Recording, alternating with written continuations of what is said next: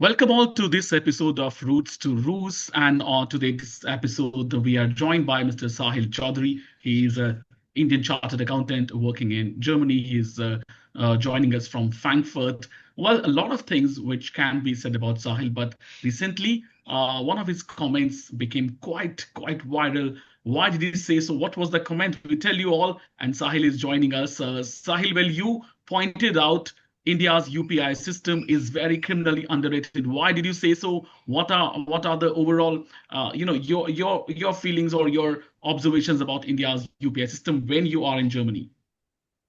That's a good question, Sumit. It's very simple.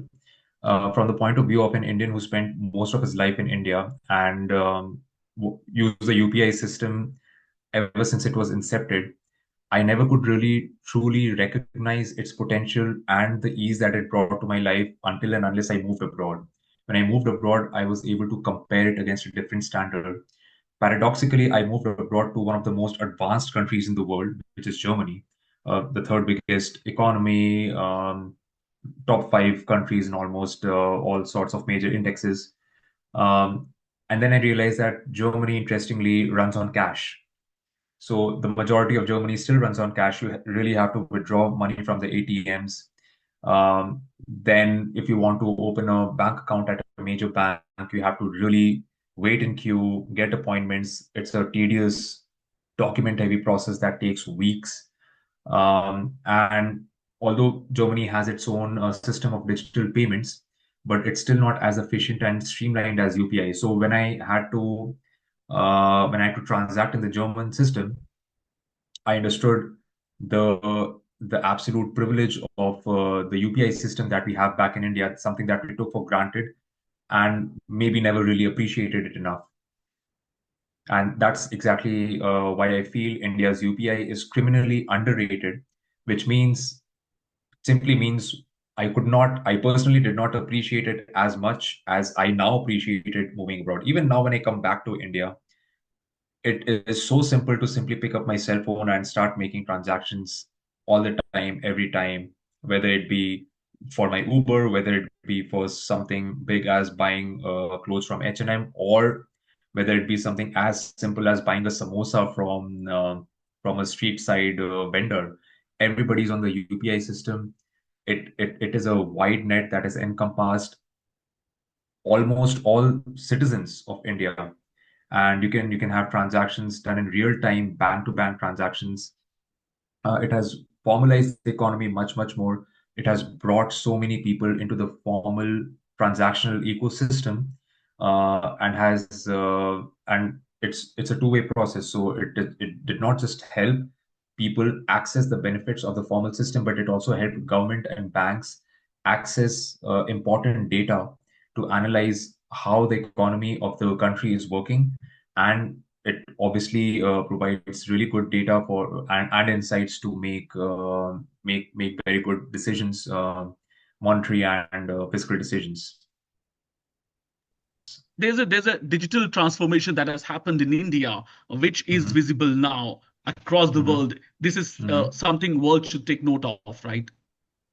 Absolutely, yes, absolutely. I mean, India's UPI system in the finance and banking circles of Germany as well, and in fact, all of Europe is much talked about. So, for professionals who are working in the European financial system, and since Frankfurt is a banking city, I talk to people who are neck deep in this system all day, every day, and UPI has gained a reputation that is being applauded by people who have not even used it, by people who know about it. So it has gained that name and fame. And interestingly, the reach of UPI has gone so far that now, if I want to send money to India via so I normally have an account in Wise. If I want to send money to India, the new banks of Europe have started having this feature where I can enter UPI IDs and transact in that. So I don't need to enter my bank details anymore. I can simply enter my UPI ID into my banking app in Europe, and it will seamlessly transfer money within seconds. So that is something that is not just widely appreciated, but now is being acted upon.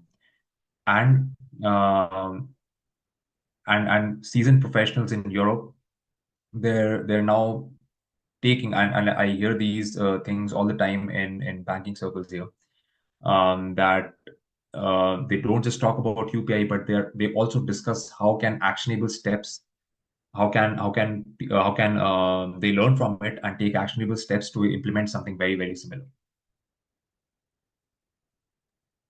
Well, Sahil, according to you, what could be the reason? Why are they not as adapt in these technologies? What could be the reason for that in Europe? That's a very good question. I think it's more cultural than the ability to develop technologies. Uh, Europe has historically been quite technologically advanced, even now it is. But I think it's more cultural. So the Indian culture is very competitive and it's very fast. And lately, ever since the economic liberalization of the 90s, uh, suppressed speed or the suppressed aggression of Indians to do business ha- got really unleashed. In the last 30 years, we saw Indians speeding with a lot of scale, or rather scaling with a lot of speed across all business sizes, small businesses, startups, big businesses. We have seen the kind of speed that was unprecedented. And naturally, the government also picked up on that speed. Um, I think in Europe, speed is not something that they're very keen on. I've seen the ability to scale with speed in America, in China, but Europe culturally is more structured, is more bureaucratic. Europeans like to plan very well. They're a bit more risk averse. And let's say Europe kind of, not just Germany, but Europe kind of was self-sustaining for a long time, so it was not very keen to adapt. So let's say the aggression that you'd expect, or rather, Europe is not culturally and business-wise as aggressive as Indians or Chinese are. And I think that is a cultural difference. Why um, when something just works in Europe, people tend to not they tend to stick to it and not quickly adapt, at least on a fundamental level.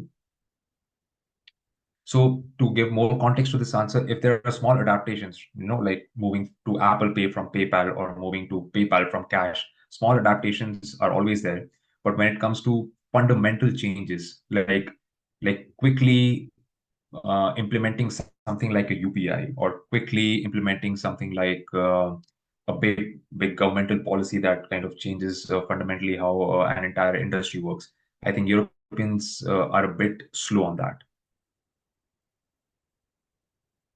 And Sahil, since this program is called Roots to Roots, we would like to know a bit about you also. How did you come to Germany? How is it to be a chartered accountant in Germany? Tell us about your journey as well, your roots, and now these roots as well. Well, let's say that um, I was working in India as a chartered accountant. I was working with quite good companies. I was in Deloitte, I was in Accenture, but personally, I wanted to see more of the world. I really wanted to see more of the world. I wanted to go abroad. I want to get those experiences, get those insights. For me, again, if we take a cue from how our conversation right now started, Sumit, I said that I did not appreciate UPI as much as when I went abroad, right? Similarly, there are lots of other learnings that I knew were there outside of India that I could only experience when I was there, living in real time, living day and night.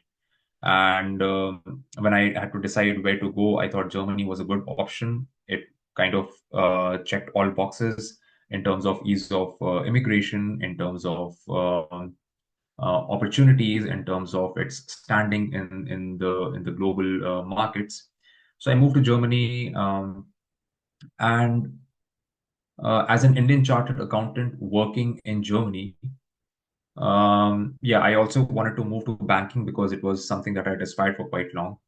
So let's say, as an Indian chartered accountancy is not something that's quite widely recognized in Germany, but the skill sets that you bring to the table as an Indian chartered accountant really make you stand apart from your European peers. There have been at least 3 or 4 times in my work experience where something that came very normally to me, I produced an output or something, I delivered a PPT or did an analysis. And then my counterparts or my boss asked me, how did you think of that? That's amazing. What did you study? And that's when I thought, okay, something that comes very normally to me, as a chartered accountant is quite extraordinary to similar counterparts in Germany. And that's when you know that maybe your degree is not as recognized, but the skill sets that you bring to the table and the results that you produce um, will speak for themselves, will make you stand apart, and they will make people question what did you study. So fundamentally, that's my experience of being in Germany until now.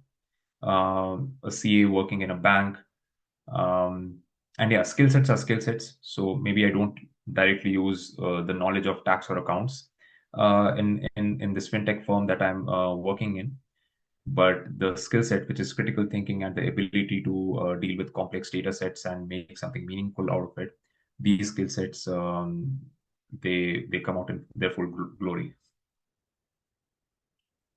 And what, because for the viewers who are watching us, what do you have to say to those aspiring finance guys and girls who would like to come out? What is your, maybe certain lessons for them or certain points or do's or don'ts for them who want to make a career out of India, especially in the finance sector? That is a good question. I would say, first of all, understand your goal precisely, where you want to work, what you want to work as, and then take backward steps from those goals. Normally, the Indian way of thinking is that, and what works in India is you do your basic bachelor's, then you go for your MBA, and then you have a wide range of options to choose from. I think abroad, especially in Europe, it does not work that way. If you want to work in a certain field, then you have to take steps back and see what uh, precise experiences or what precise qualifications do you need to get into that field. Because Europe mostly, and at least Germany, they mostly like specialists. So I've seen many people come with dreams of working in finance and end up doing an MBA.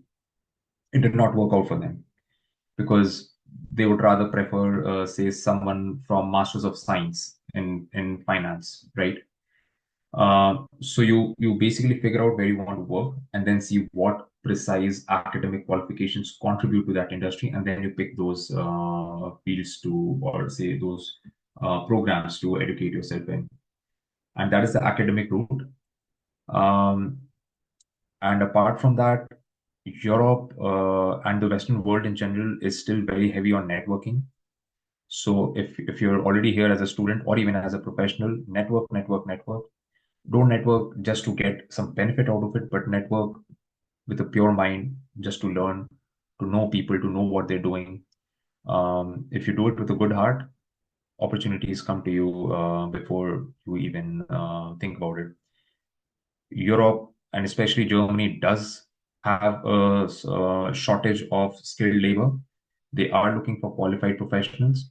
And if you are able to prove it to them that way, especially in finance, if you're able to prove it to them in that way, via networking or via bringing the right skill sets or academic qualifications to the table, they would be more than happy to make the best use out of you. And so I just question just came to my mind, and at the time, so much is happening across the world, especially with H-1B visa issues, so many issues. You think it's good for many Indians to aspire to come to Europe now in these times? It's quite friendly, language is not problem. Many apprehensions, especially for students who would like to come and study in Germany and Europe and come and settle down here. That's a very good question. It merits a long answer, but to summarize, I would say uh, you have to be very, very, very, very, very clear about what you want in your life. Um, it's not like the earlier times when you had to move out of India for better opportunities. Right now, India is the place where all the opportunities exist, and more opportunities will come up in the future. So if you're leaving India, you are probably not leaving for a very good opportunity, but rather something else. So understand what that something else is. Be honest with yourself. If someone wants to come to Europe and settle, most probably it's because of good work-life balance, good living standards. Be honest with yourself. If you're coming outside for money, rather stay in India because if you really compare from a PPP perspective, like a purchasing power perspective, you'll probably end up earning more money in India. So there are a lot of countries, like Pakistan or I don't know, Syria, where people have no option but to leave because there's nothing in those countries. But in India, you have a lot already going on. So the opportunity cost is high, and that's why you have to be extremely careful that if you're leaving India with such a high opportunity cost, you should be very precise about what you want. Do you want a good work-life balance? Do you want to really enjoy a higher standard of living? Do you, or is there something that is absolutely unavailable in India? I don't know.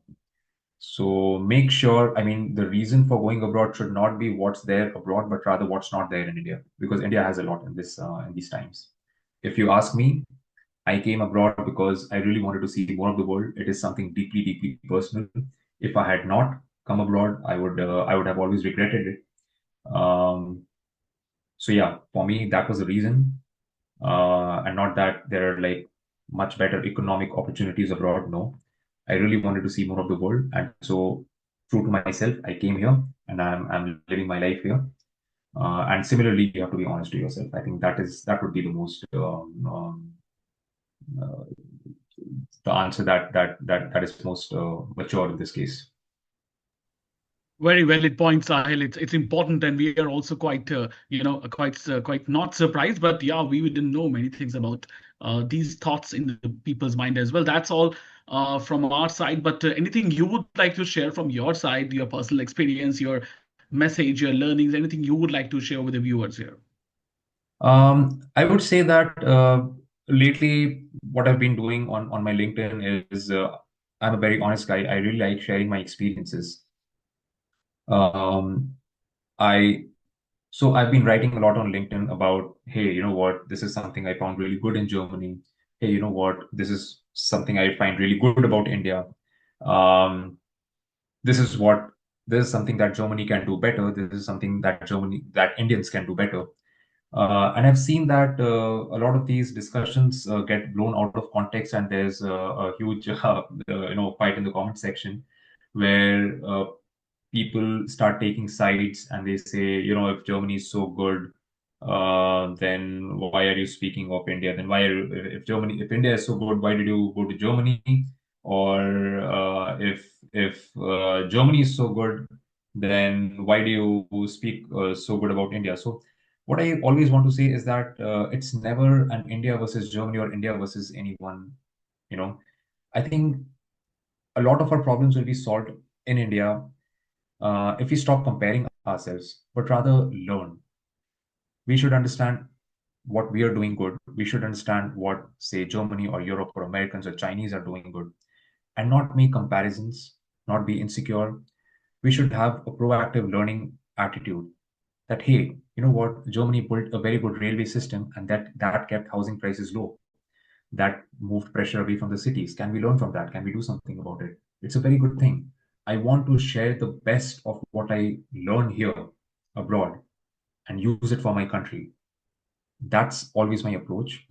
And I encourage all Indians who move abroad to give back to their country in one way or the other, right? They should learn from their experiences abroad and somehow communicate them back to India, because India can really, really, really use a lot of such things to make our own lives better, right?